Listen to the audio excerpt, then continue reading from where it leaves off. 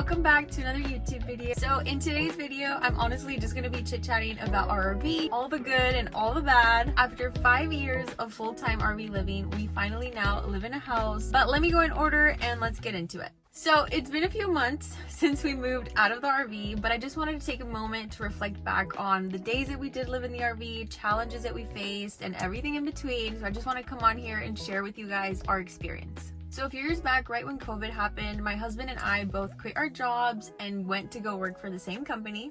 And for my husband, his job involved having to move from project to project. So I didn't want to have to be apart from him like for months or weeks at a time, you know? So we were like, you know what? Why don't we look into it? Look into getting an RV. It's just you and I. Like, you know, we don't have a lot of things. We don't have kids. And at the time, we didn't have our dogs. We lived in this really cute apartment in Fortuna, California. And so we did. We got our first RV. I'm going to leave a picture right here. And it was perfect. It had everything that we needed. And if you didn't know, RVs come with everything, like a couch, it comes with a bed, it comes with a stove, like everything that you need. It comes with a fridge. I think the bed was kind of shitty, so we ended up throwing that one out and we bought a mattress from Costco, and that worked great, but it came with everything that we needed. And at that time we did have an apartment, so we had to put some stuff in storage. I sold a lot of things and we just left a lot of our old stuff in storage in Fortuna. But this RV was perfect. It was perfect for us. We didn't have kids. We didn't have lots of things. And this might sound a little sad, but the one thing that I think helped us the most was we don't have like a lot of family. I know Kip has, you know, his parents and his brother, but he was okay making the sacrifice to like getting on the road and not being close to family. And then myself, I don't have much family here in the States, so it wasn't that hard for me to be like, yeah, let's pick up our shit and go, you know? I was totally okay with it. So it wasn't that hard of a change having to leave like our hometown. I mean, before coming back to Fortuna, I was living in Mexico, so it wasn't that bad of a change for us. So once we had our small RV, we did end up going to different areas for Kip's work. So we were in Santa Cruz for a bit, we were in Morgan Hill for a bit, we were in Sacramento for a few months, we were in Santa Rosa, and then we ended up in Ukiah. So during this whole time that we were kind of traveling, I was at my worst, physically and mentally. It was hard for me to go to doctor's appointments because our doctor was all the way in Fortuna, which is way up north from the areas that we were currently kind of working around. I was really overweight. I was not moving my body at all.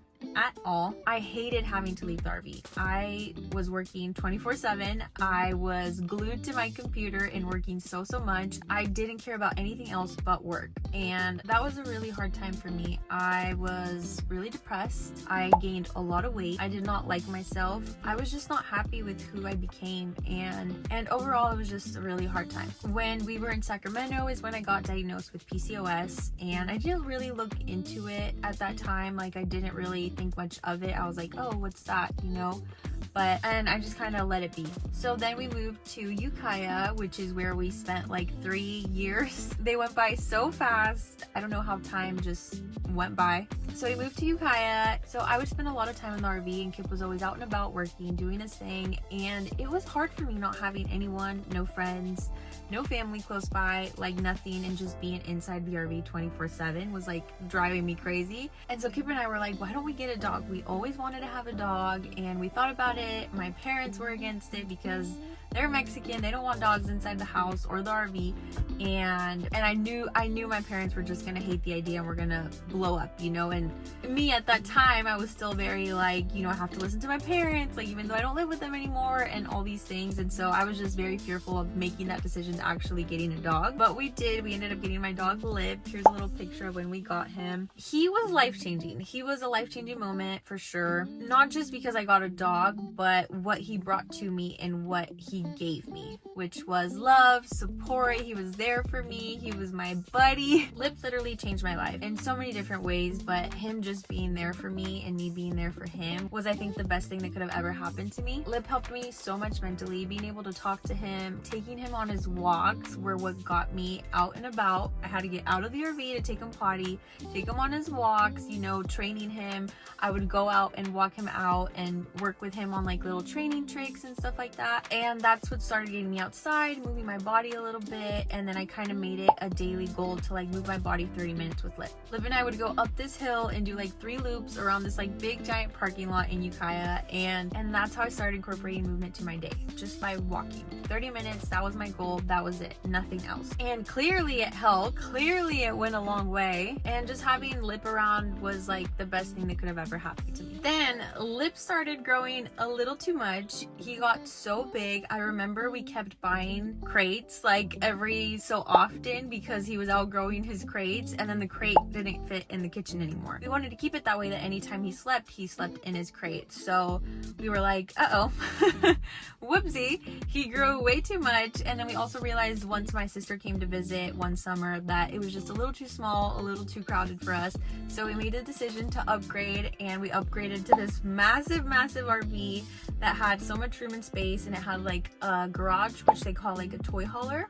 And usually people put like bikes back there, motorcycles, 4-wheelers and stuff like that. But for me, that was like a blank canvas room to do whatever I wanted with it, you know. And since I was working from home, I was like, it's gonna be perfect to like put my office stuff in there and separate it from like the kitchen and living room area, because before, I'll leave a picture, my desk was like in the kitchen. We pulled out a couch that we had and we put a table, I think it was like a Costco table in there. That was my desk, and it worked fine for the time being, you know. But the minute we saw it, we fell in love with it. The space, everything it had was just perfect. So we made the big decision to buy this huge, massive RV. I think it was one of the best things we could have done.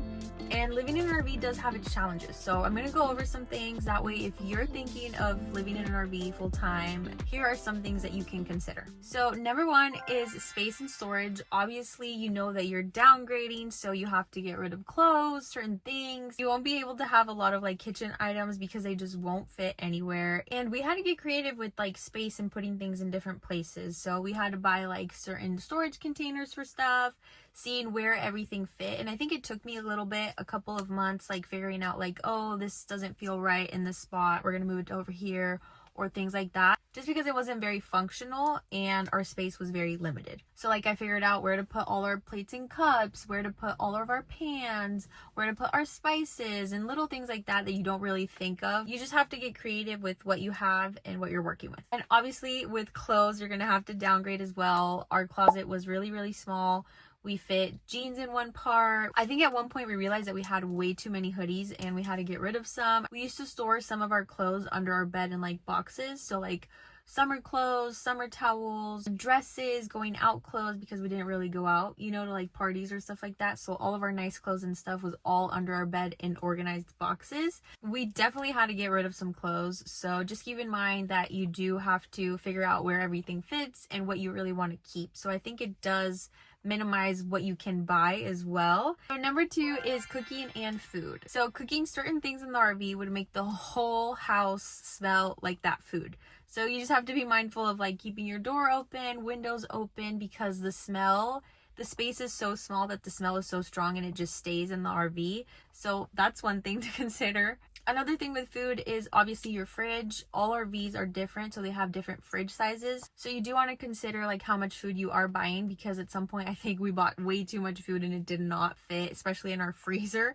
We overdid it with like popsicles and ice cream one summer, and it just did not fit with like the rest of our food, you know, like frozen stuff like meats, fruits and stuff like that. So just keep in mind that your fridge space is also limited. Number 3 would be maintenance and repairs. So we actually haven't really done like any major maintenance or repairs in the RV, but you do want to consider that when you're traveling and the RV is like moving on the road, things get to move around. So like, remember like a lot of the trim of the wood inside the RV all fell off. I have a bunch of it just stacked up in storage. I remember when we would drive from like one place to another, all the like trim from the RV was like on the ground because it fell out. They put like these tiny little like nails in it, and it all just ended up falling. So that's one thing to consider, that you are gonna have to constantly like putting things back where they go, or repair things or stuff like that. I know that one of like the vents that we had cracked because it was like plastic and the sun like ate it up, and during the winter rain would start coming in. So I think we ended up putting like some waterproof tape on that,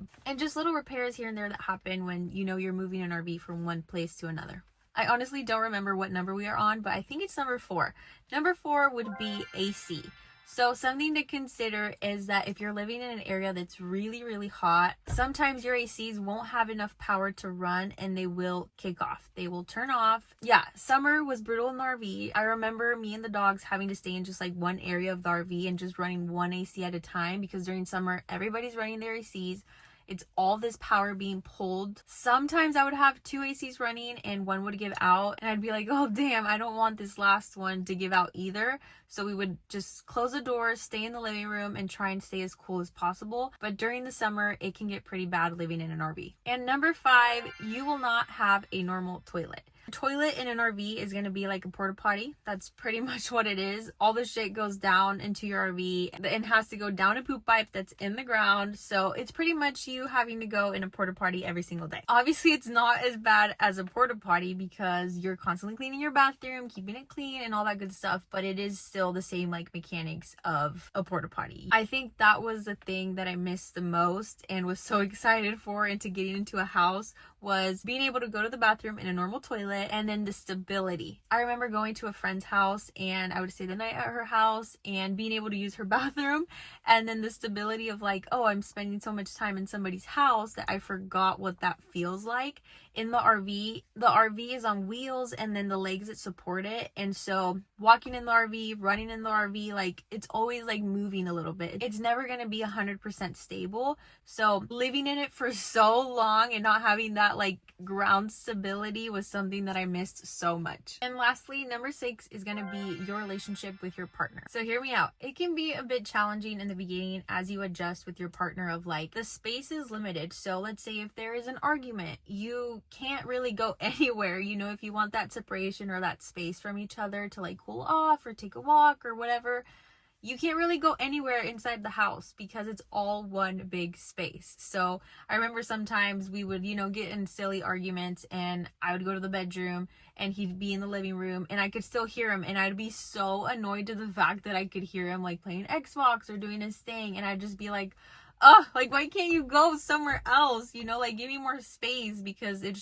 was just such of a small place to be in. But over time we adjusted, we figured it out, and that's just one thing to consider, that you're gonna be around your partner, that person, 24/7 in a small, very, very small space. And some RV parks are really small and they don't have like a big, let's say, yard or backyard to where you can go, you know, for a walk or a run. So that's something very important to consider, is that the dynamic with your partner is going to be very different from living to a house or an apartment to living in an RV. And I think for us it was a little different and unique because we were co-workers. So think about this. We were already living in this small space together. Work was always at home. He would come home, talk about work. I would always be at home talking about work, and at one point it was just a lot about work.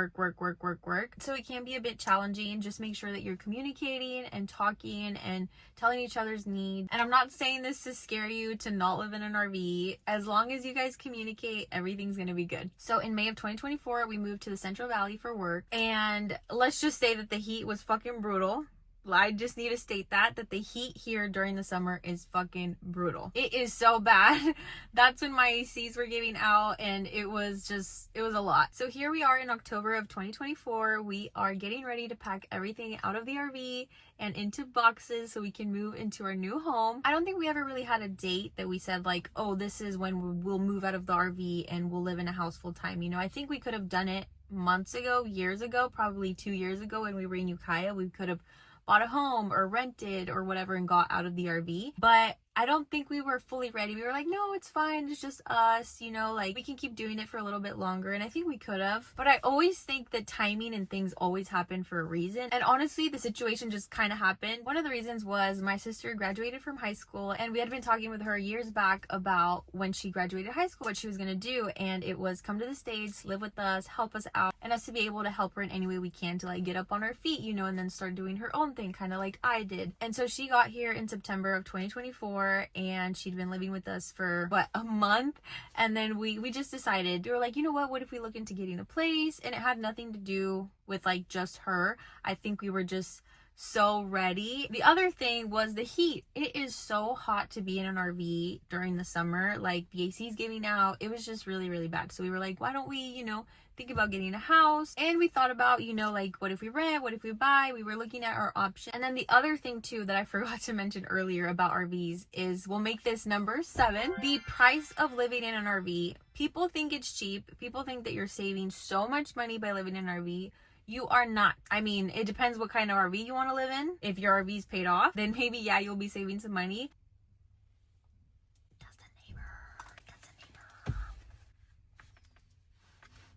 One, RVs are expensive. 2, RV parks can get pretty pricey. So make sure you check and consider everything, where you're going to park, where you're going to stay, because some places do weekly rates, some places do bi-weekly, and some places do month. If you do monthly, in most case scenarios, it is going to be cheaper, but a lot of places don't allow you to stay more than a week or 2 weeks because it's for people that are like camping, doing it for fun, not full time. At the RV park here in the Central Valley where we stayed at, I can't remember if it was like $700 a week, but it was expensive. And we knew that the monthly people were paying way cheaper than that. So we were like, hey, how can we get in a monthly spot? And luckily, they accidentally had to put us in a monthly spot when we got there, and then they were like, well, just stay in that spot and we'll give you the monthly rate. And we were like, oh, thank God.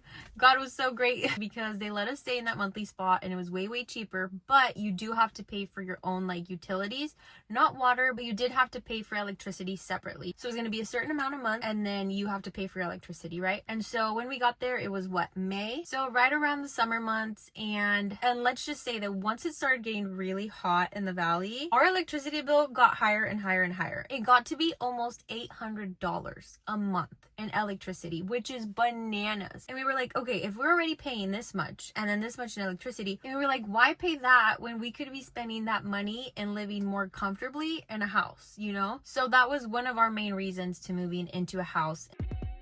I never thought this day was going to come so soon. We are leaving what was our home for the last 5 years. I've been having a little bit of mixed emotions, but I think that's normal when you're moving or you're having such a big change in your life happen. And don't get me wrong, I am here for the move. I am so excited to be moving into a house. We split up tasks so we can be the most efficient and so we can get everything done today. I am packing everything that's in the bedroom and the bathroom, and for some reason I thought we didn't have that much stuff, but we did end up having quite a bit of clothes under our bed, in the closet, and I don't know. Clothes just kept coming out of everywhere. I was able to pack most of our clothes in a box each. This way, when we have to unpack, we know whose is what, and it just makes the whole process easier. My sister helped us with the kitchen, and then Kip started getting all of the boxes out of the RV and into the U-Haul. And to be honest, it took us a little bit longer than we expected, but we worked as a team and we did great. We are doing so-so. Got all my office stuff pretty much packed away. Got to do all the furniture and her bed stuff, and then her little office area as well. Kitchen stuff's almost all done. We just have little knickknacks all over the place. So, and it's dark now. So wish us luck. Kip went to go drop off some stuff, but yeah, we're gonna keep pushing through. At this point, we only had some of the bigger stuff left, like all the stuff from my office, but we are slowly getting there. We got our U-Haul full of 5 years of our life in the RV, and the Bronco is full as well. So we are ready to go to our new home. Now we just have the mattress, 10:42, and we have work tomorrow. So mattress, some things that are in the Bronco, and thank you. We unloaded everything from the U-Haul and Kip went to go drop it off while I get everything out of the Bronco.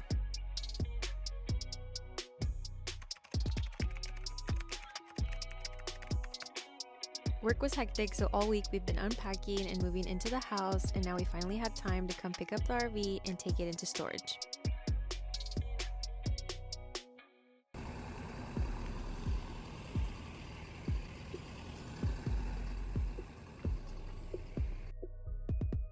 I'm not sure when we will be back in the RV, but you never know, we might need it for work. So for now, bye to any adventures in the RV, and let's get back to where we left off.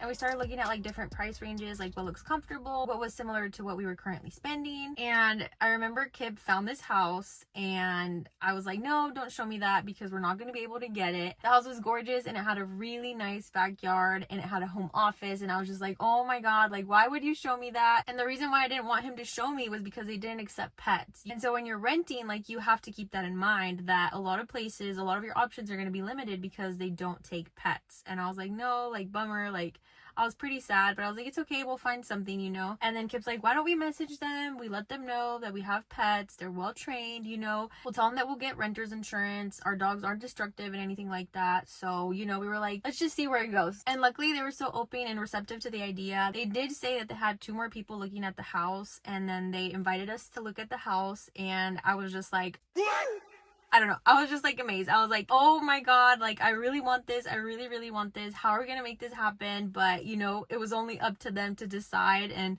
I was kind of bummed because I was like, I know that we're going to be at the bottom of their list because of the dogs. Let's say, why would they choose us over somebody who doesn't have dogs, you know? Because a lot of homeowners are going to think that they're going to be destructive. They're going to destroy their house, this and that. And you know, there is some wear and tear with having dogs inside of a house. But I was like, please, please, please. We ended up getting renter's insurance for them. We told them a lot about the dogs. I remember sending them an email and telling them a little bit about the dogs, how they are, their behavior. We don't wash them at home. We take them to Tractor Supply to get washed and stuff like that. And a week went by of this nervousness and anxiousness of knowing like when are they gonna pick someone, you know, or let us know if yes or no. And then they ended up telling us, yes, we want you guys to be our renters. And we were so excited. Like I was just over the moon. I could not believe that we were finally gonna be moving into a house. Let alone I never imagined it was gonna be a house this pretty and gorgeous. The way that they set up their home was like perfect for our needs, especially with the home office. Like I already had in mind, okay, if we're gonna be renting somewhere, I'm gonna make a bedroom into home office. I'm gonna put my desk and all that good stuff.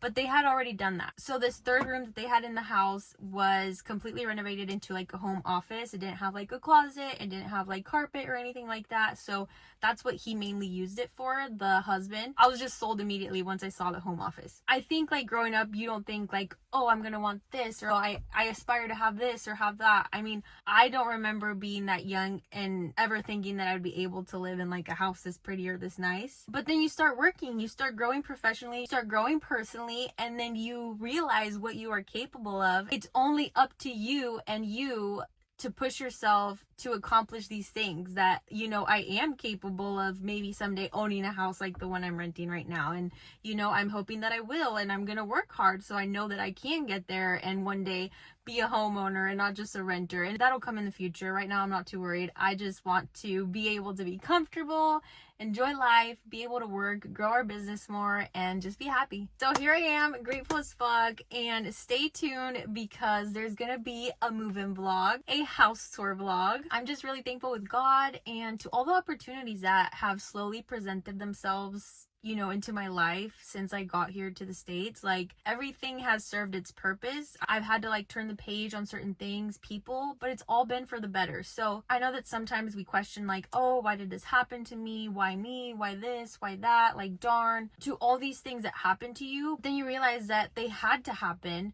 in order for you to be or become who you are now. I promise you that you will get to where you want as long as you trust yourself, you put in the work, and you keep learning every day from everything and everyone. I'm just so grateful and thankful for this space. I thank God every single day for everything that He gives me. The Central Valley is now my new home. I'm getting used to the heat, so we'll see how that goes. I'm just obsessed with the office, the space that it provides me to separate, you know, work from home. My sister has her own space, her own room, her own bathroom. You know, our bedroom is fucking huge. I have this dream closet that I always dreamed of having all my Honor Active clothes. I'll show you guys a picture where I used to have all my clothes just thrown in, and now I have this gorgeous closet where I can have all my clothes displayed, and it just looks so gorgeous. The dogs have the cutest backyard because the backyard's mainly for them, where they can play, run, be free. And in the RV they were very limited on what they could do unless I took them to the park or something like that. And if you've watched this far into the video, thank you so much. I hope all the RV tips help you out. Let me know if you've lived in an RV, if you plan on living in an RV, if you have any questions or anything that I can help you out with. I'm here to help. And I know I mentioned a lot of like, not negative, but like a lot of things to consider when moving into RV, but it's not all bad. There is a lot of good in living in an RV. You get to have the freedom to get up and move wherever you want, whenever you want, especially if you're somebody that works from home. Are you kidding me? Like living in an RV, you could go wherever as long as you have internet. I think your relationship with the partner grows even stronger and stronger in small spaces, and you know, you have to communicate more, you have to talk more, you have to tell each other's needs. Like